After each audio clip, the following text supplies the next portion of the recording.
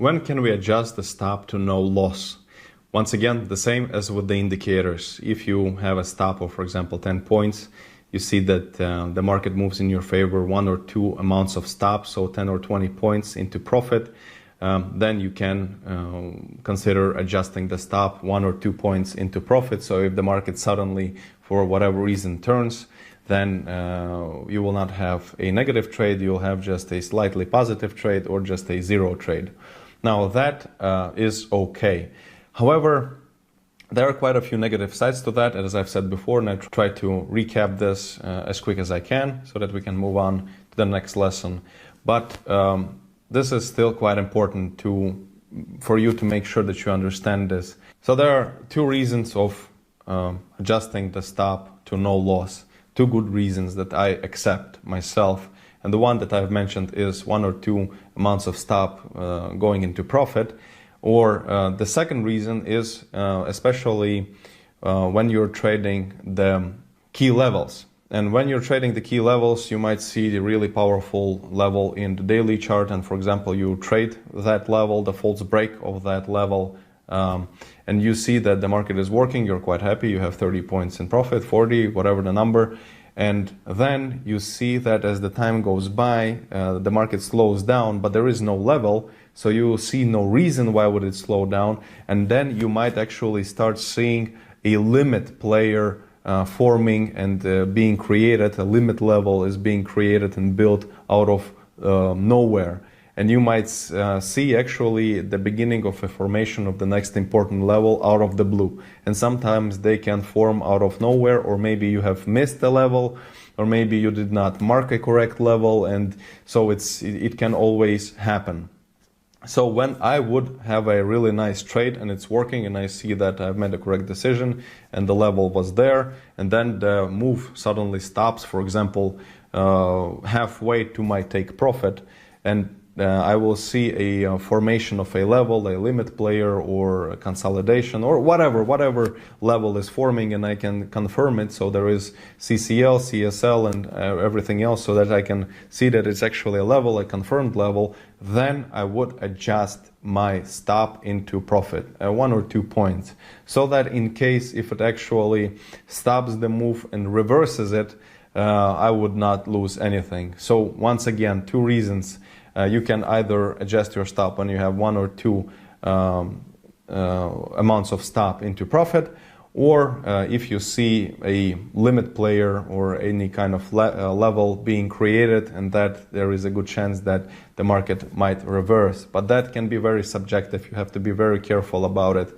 And that's what brings us to the negative sides of adjusting the stop. Now, first of all, when you're using the 1 to 2 stops into profit as a reason to adjust your stop into no loss, the problem with this is that when you're trading levels, a lot of times you will find out that there is a powerful level, the price has come to it, and you're trading a false break. It can have an impulse and you'll be quite happy, but the market might not move as far as you would like to your take profit, for example, and then it might return to the level, touch it once again, and then make its way down to your take profit. And that is a common occurrence, and that's okay. It's normal. There is nothing to worry about. But if you would have had adjusted your stop to no loss, your stop would have been taken. So you would be kicked out of your own trade, a good trade, and you would be kicked out with a 0 or a really small plus instead of taking your take profit. So this is a really bad and nasty negative sides of adjusting your stop at all. And quite honestly, I try to do my best to never touch my stop for 2 reasons. Reason number 1 I've just mentioned, and the reason number 2 is that when you let yourself adjust your stop, you will eventually do it because of emotions. You will get scared of something, you will start worrying, oh, it's not moving as fast as I wanted, or it's not moving as fast as I imagined, and now it's turning, what a bullshit, and I should close it, or I should just move my stop, and you're moving your stop, and then chaos begins. And forget about keeping a good statistics, keeping a good journal of your entries, because you will not be able to tell what the hell were you doing and what was the reason for your exit. And you can see that you've taken, instead of either a stop or a take profit, you've taken +3 points or -2 points, and who the hell knows why. And you would have to actually be explaining in your statistics with writing actual words of, well, I left because and blah blah, and I got scared of blah blah. And this becomes just like I've just said, blah blah, which sounds quite nasty, because it's what is blah blah. And this is exactly what you will be seeing in your statistics if you will keep adjusting your stops constantly. So if you really want to, if you cannot stand it and it's difficult for you to deal with negative trades, then, well, you can adjust the stop to no loss if you have 1 or 2 amounts of stop in profit, or if you see a really powerful level forming against you.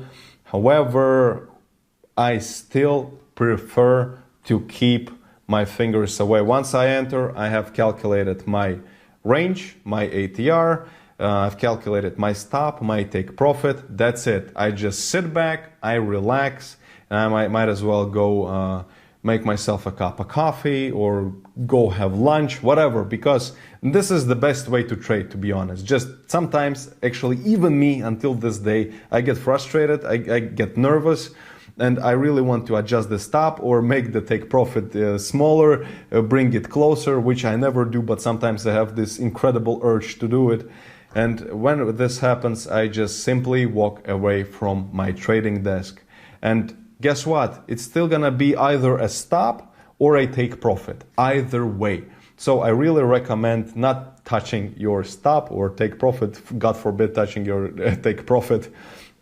But your stop is also can have quite a negative effect of adjusting your stop too often, and I do not recommend doing it for any reason. But I still have to, being your coach and your teacher in trading, I still must say and tell you what are the good ways of adjusting your stop to no loss. And those are the 2 that I have mentioned in this lesson. I've mentioned them before, I know, but once again, I want to recap a few things before we jump into complex modules and ways of trading, actually trading the key levels.